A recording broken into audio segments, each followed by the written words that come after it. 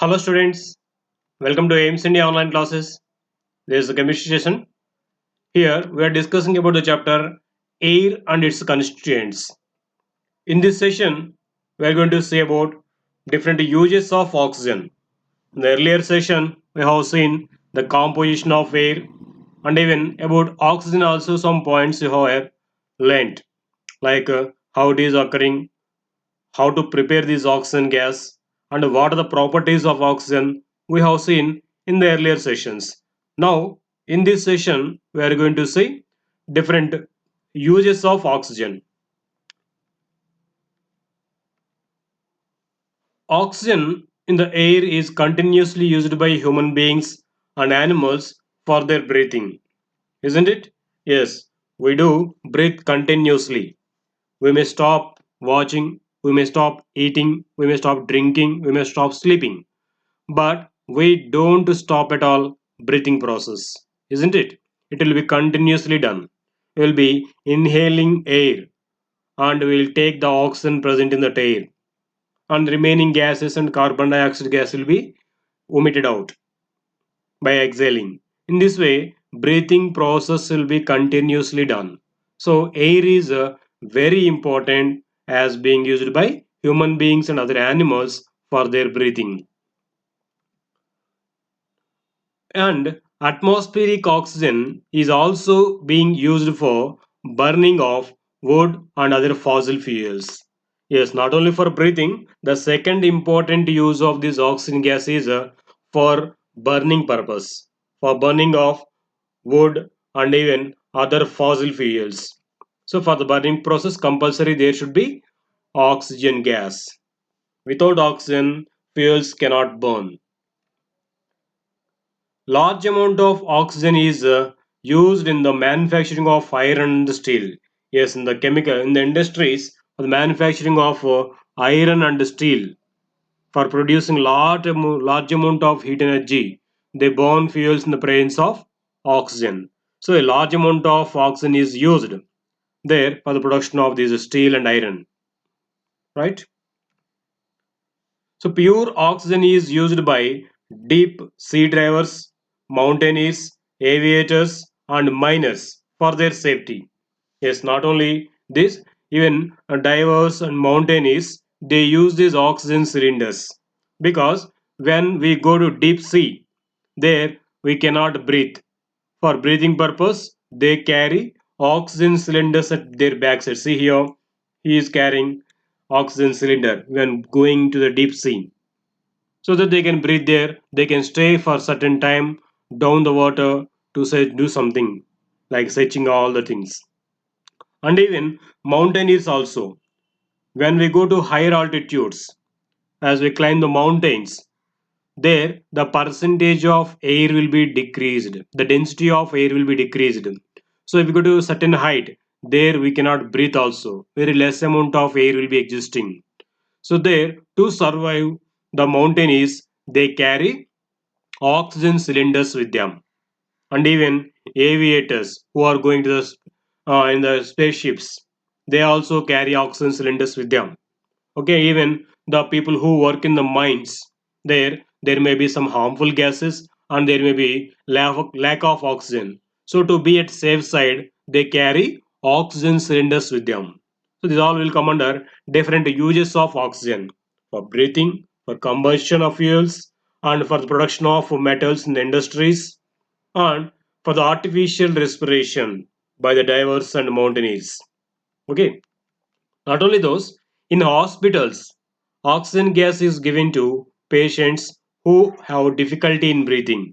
Yes, the patients who are suffering in breathing, who are not able to breathe themselves.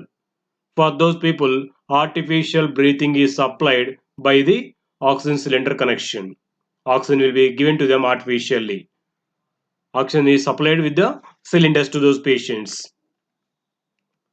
So the oxygen used in the hospitals contains a small quantity or small percentage of either carbon dioxide or nitrogen in it to facilitate the breathing and to avoid overaction of the oxygen with some of the chemicals present in the human body. Yes, actually we say those cylinders contain pure oxygen, but in fact, the oxygen gas given for the hospital patients for breathing, that cylinder gas, oxygen cylinder contains, along with oxygen, a small quantity of either carbon dioxide or nitrogen gas will be mixed. This is just to make the patient to breathe comfortably, and not only for that, to avoid the overaction of oxygen on the chemicals present in the human body. That is why they add some other gases also along with the oxygen in those cylinders. Generally, the oxygen which is containing 5% of carbon dioxide mixed in that in those cylinders is called commonly carbogen. This carbogen will be generally given for the patients who are suffering in breathing, who are having difficulty in breathing purpose. For those this carbogen is given. Okay, there 95% will be oxygen and the remaining 5% will be carbon dioxide. Not only carbon dioxide, sometimes they may mix even nitrogen also instead of carbon dioxide. Just the addition of these two is to make the patient or the person who is breathing it convenient, and to stop this over action of oxygen with the chemicals present in the human body. Okay, oxygen is used in chemical industry for making acids and other chemical compounds also. Not only this, in preparation of so many chemical substances, oxygen gas is used. So metallic oxides are formed just by burning the metals in the presence of oxygen. And even some of the acids are also prepared from this oxygen gas only. For example, if you say sulfuric acid, how it is formed? When sulfur is burnt in the presence of oxygen, it forms its oxides like sulfur dioxide and sulfur trioxide. These oxides, when dissolved into water, they form acids. So, in this way, acids are being formed with the help of oxygen in the laboratory. In that way, also oxygen is being used. It is used to burn fossil fuels for energy. Yes, at the starting point you told, in the second point you told, for burning of fuels and wood, oxygen gas is must. So for the production of energy in so many industries and vehicles, we are burning the fossil fuels. So for the combustion of fossil fuels, there should be compulsory oxygen gas. In the presence of oxygen only, these fuels will be burnt and produce enormous amount of energy in the form of heat and light. Those we are using for our purposes. Okay, in this way, oxygen is being used in many ways. One more, oxygen we breathe in is used to convert the digested food in our body into carbon dioxide, water, and energy. This reaction takes place in our cells and is known as respiration. Yes, at the starting point, we told in the uses of oxygen. Oxygen is being continuously used by the humans and animals for the respiration process. So, what is this actually respiration they have mentioned here? In the respiration process, the food we have taken into our body will be digested in the presence of oxygen gas. This happens. That is why when we breathe in, we take oxygen gas into our body along with other gases. So this oxygen gas will be utilized by the body for the digestion of those food items which you have taken. Suppose these food items we have taken, and when we breathe, we take oxygen gas into the body. So these two will react inside our stomach and they produce carbon dioxide, water vapor, and energy. These will be produced. This process of conversion of food we have taken into energy in the presence of oxygen is called respiration. Let us see the equation related to this. This is what happening in our body through respiration. Food taken into our body reacts with oxygen to form carbon dioxide, water, and energy. Okay, in this way, oxygen gas is being used in the respiration process. Next, the released carbon dioxide is taken up by plants. Green coloring matter of plants converts carbon dioxide and water vapor into carbohydrates and oxygen gas when exposed to sunlight. Yes, what we are telling in the respiration process by the human beings and animals, carbon dioxide gas is being evolved out. while exhaling. So this carbon dioxide gas will be taken by the plants. So the plants they contain, as we know, they have a green color pigment in their leaves, which is called chlorophyll. This chlorophyll will convert carbon dioxide and water and into carbohydrates, the food which is needed by the plants. So food is prepared by the plants from carbon dioxide and water in the presence of sunlight. So this process is called photosynthesis, as we know. So here green coloring matter of plants by which this food process is happening is called chlorophyll. Okay. So see here, the carbon dioxide released by the human beings and animals is taken by the plants and it is converting into food by the help of water and sunlight in the presence of chlorophyll. So it is converting into food. This process we call it as photosynthesis. So the method of conversion of carbon dioxide into carbohydrates and oxygen in the presence of sunlight and chlorophyll is called photosynthesis. This oxygen released in the above reaction goes back into air and hence oxygen cycle in the nature is maintained. Yes, from the so many thousands and thousands of years, the animals and human beings on the earth, they are taking in the oxygen gas for their respiration process. But in the atmosphere, the percentage of oxygen is being maintained 21%. So how it is happening? Even though the human beings and animals die continuously, they're consuming. This is what the reason. So animals and human beings they're taking the oxygen gas and for the respiration process they're using it and they're releasing out carbon dioxide gas. This released carbon dioxide gas is again used by plants for their food preparation by the process called photosynthesis and there they are releasing oxygen gas into the atmosphere. So in this way mutual exchange is happening. Animals are releasing carbon dioxide gas, plants are releasing oxygen gas. So the oxygen gas released by plants taken by human beings and animals and the carbon dioxide gas released by the human beings and animals is taken by plants. In this way, there is occurring oxygen cycle in the nature so that the percentage of oxygen is being maintained at 21% continuously. But nowadays we come to know so many plants are being cut in the forest. What we call deforestation is happening and more vehicles are coming and even population also is being increased. By these all what is happening, the percentage of carbon dioxide is being increased in the nature in the atmosphere because there are no sufficient number of plants for absorbing this carbon dioxide, but human beings and all producing more amount of carbon dioxide by their actions like respiration and combustion. But these many plants are not there to completely consume this carbon dioxide produced by us. So what happens? The quantity of carbon dioxide in the atmosphere gradually increases. At the same time, there is no much production of oxygen as there are less number of plants than the required. Then what happens? The oxygen gas present in the atmosphere is slowly being consumed by the animals. So the quantity of oxygen gas will be decreased gradually. Even the 0.001% change in the quantity of oxygen also may show drastic changes in the atmosphere that may cause some damage to the atmosphere. So we should be very careful. We should not cut the plants unnecessarily. We should preserve these forests. We should do afforestation as possible as much. Right? Now let us come back to this.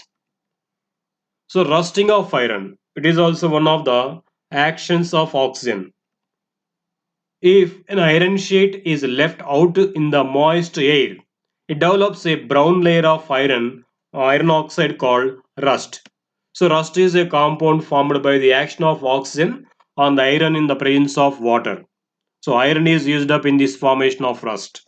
So what happens? Often you too might have observed this formation of rust. If you take an iron article, either it is a needle or any screwdriver or what we can say cutting player or whatever the tools which we have at our homes, if we keep those articles outside in the house for few days. So they slowly forms a brown color layer on them. Instead of being greenish blue or some other color, they will be forming brown color layer on that. That formation of brown color layer is because of the rusting of iron. How it is happening? The iron slowly reacts with atmospheric oxygen in the presence of moisture in the atmosphere. So this moisture and oxygen both will react with the iron. Slowly they convert that iron into iron oxide. That iron oxide formed is rust. So this slowly eats the iron. It makes damage to the iron particles. They spoil the iron particles. If rust once happened, that will spoil the iron particle which we kept there. So while iron is a strong solid, rust is a powdery substance. There is a major damage which is happening to the iron particles because iron or steel is a strong solid which can be used for construction purposes, isn't it? It is being used. But what happens if these iron rods, if they are kept outside for certain time, for long time, slowly they react with the atmospheric oxygen in the presence of moisture, they get rust.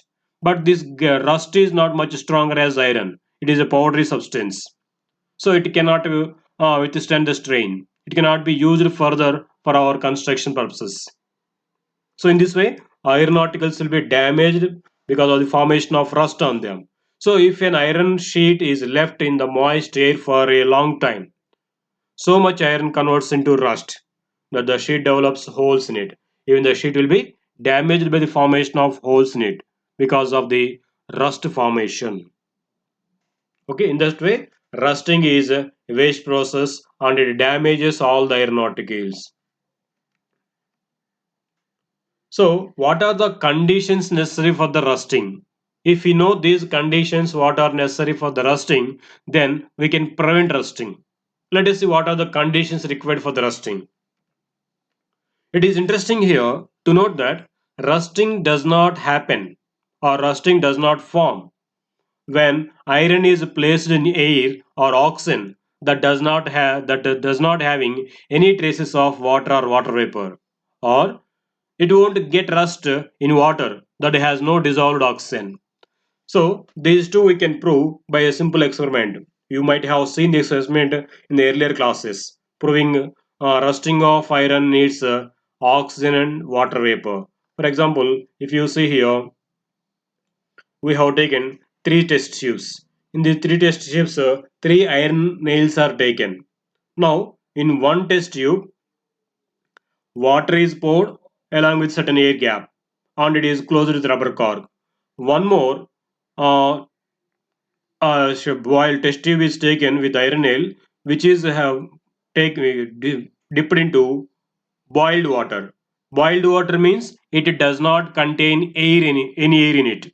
Now it is covered with a layer of foil so that no air will enter into this. Okay, now it is having only water in contact with the iron nail, no air. In the first test tube, air is in contact along with the water to this iron nail. In the third test tube, they have taken an iron nail. No water is taken, just air is passed into this, only dry air. So, to avoid in contact with the water vapor, to remove the complete water vapor in this test tube, to remove the to make that air dry, they have taken small pieces of anhydrous calcium chloride. Anhydrous means waterless.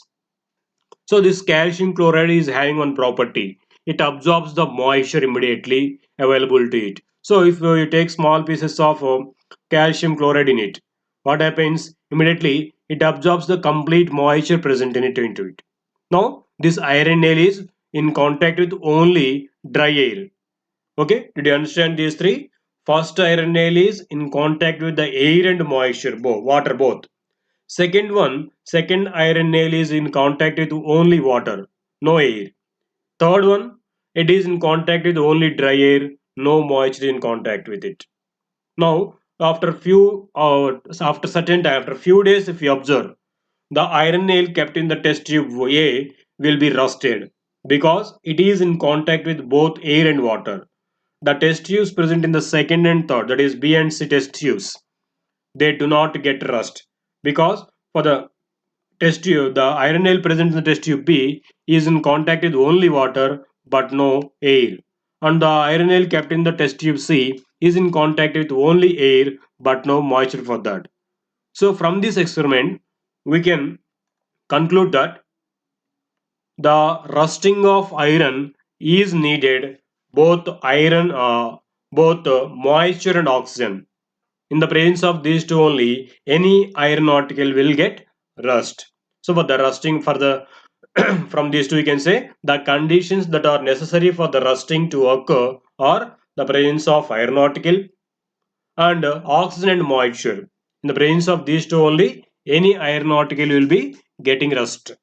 So if you avoid these two, then we can control rusting of iron. Now we can see the prevention of rusting, or the methods which we can use for prevention of rusting. So as we have studied in the earlier experiment, in order to prevent the rusting of iron objects, the contact has to be broken between the object and the iron and the oxygen by providing certain protective coating on the objects.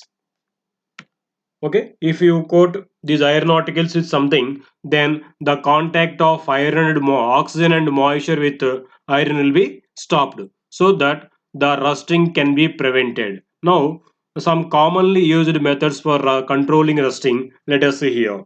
Out of those, simple one is painting.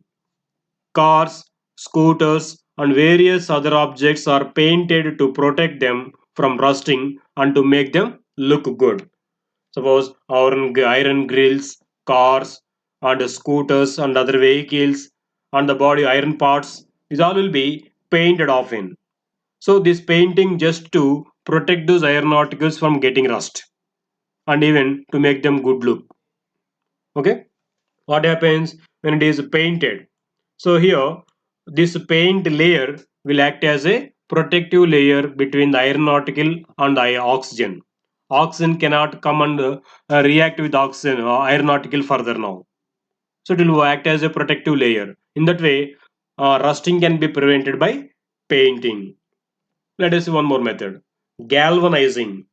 Galvanizing is the method by which iron objects are given a protective coating of zinc.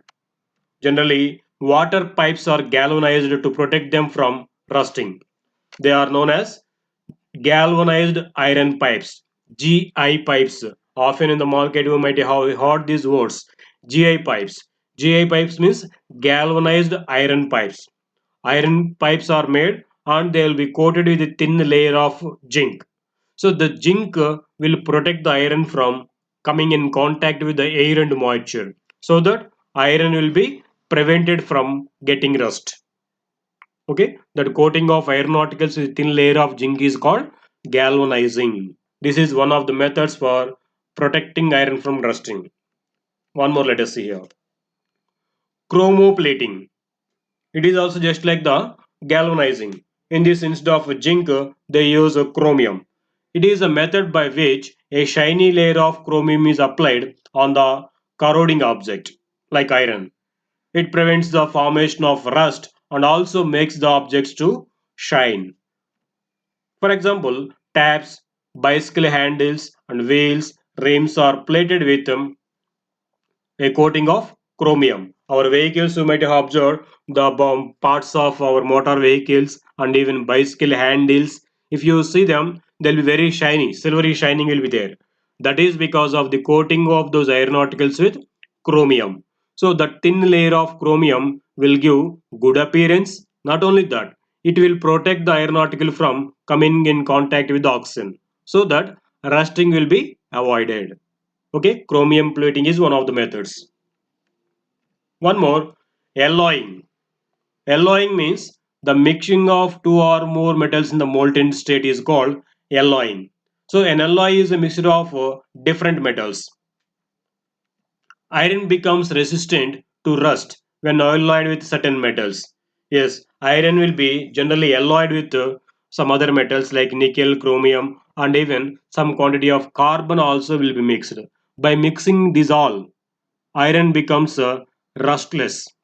That is why it is called stainless steel. The alloy obtained from the iron which won't get rust is called stainless steel. I think you heard this word. Stainless steel rods are used for construction purpose. And even stainless steel tools are used at our homes also, like spoons, chalks, and these all. Scissors, these all are made up of stainless steel. What does it mean here? Stainless. Stain means rust. Stainless means rustless objects. So this steel is prepared from iron by mixing with some other metals like nickel, chromium, and one non-metal carbon. These all are mixed into the iron in the molten state. Thus, the formed material is called steel. So, steel is one of the alloys. Not only steel, there are some other examples for the alloys like bronze, brass. These also will come under alloys. So, alloying of this iron is mainly to avoid rusting. Okay, for example, stainless steel is an alloy of iron, chromium, and nickel, and it will not get rust. Okay, it will be rustless. That's why you say that stainless steel. Okay, they are the preventing methods for rusting. By this all, we can prevent rusting of iron articles. Okay, thank you for watching our video. Please subscribe our YouTube channel Aims Today for latest updates on recorded videos.